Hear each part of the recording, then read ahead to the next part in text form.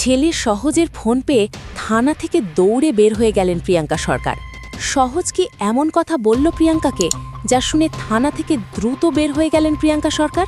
স্বামী রাহুলের মৃত্যুতে একটি মামলা দায়ের করেছেন প্রিয়াঙ্কা সরকার, যেখানে প্রযোজনা সংস্থা এবং ইউনিটের সদস্যদের বিরুদ্ধে তিনি অভিযোগ এনেছেন। পূর্ব নির্ধারিত সময় অনুযায়ী আজ বিকেলে থানায় পৌঁছান প্রিয়াঙ্কা। উদ্দেশ্য ছিল স্বামী রাহুল বন্দ্যোপাধ্যায়ের মৃত্যু ঘটনায় একটি আনুষ্ঠানিক মামলা দায়ের করবেন এবং পুলিশের তদন্তের অগ্রগতি সম্পর্কে জানবেন। কিন্তু কিছুক্ষণ অবস্থান করার পরই তাকে দ্রুত গতিতে থানা চত্বর থেকে বের হতে দেখা যায়। প্রত্যক্ষদর্শীদের মতে প্রিয়াঙ্কার চোখ মুখে ছিল তীব্র ক্ষোভ এবং মানসিক যন্ত্রণার ছাপ। গণমাধ্যম কর্মীরা কথা বলতে চাইলেও তিনি কোনো উত্তর না দিয়ে দ্রুত নিজের গাড়ির দিকে এগিয়ে যান। থানায় থাকাকালীন প্রিয়াঙ্কার ফোনে তার ছেলের সহজের একটি কল আসে। ফোনের ওপাশে সহজের কথা শুনেই প্রিয়াঙ্কার চেহারার অভিব্যক্তি মুহূর্তে বদলে যায়। প্রিয়াঙ্কার মুখ থেকে যেন কালো মেঘ সরছেই না।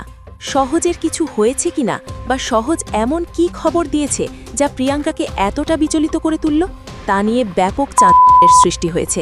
ছেলের ফোনের পরই প্রিয়াঙ্কা থানার কাজ অসমাপ্ত রেখেই দ্রুত বেরিয়ে যান।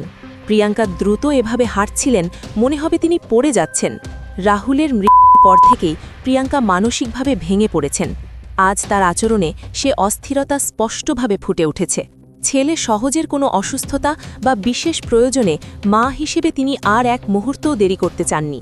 পুলিশের কাছ থেকে কি এমন কোনো তথ্য পেয়েছেন যা তাকে করেছে?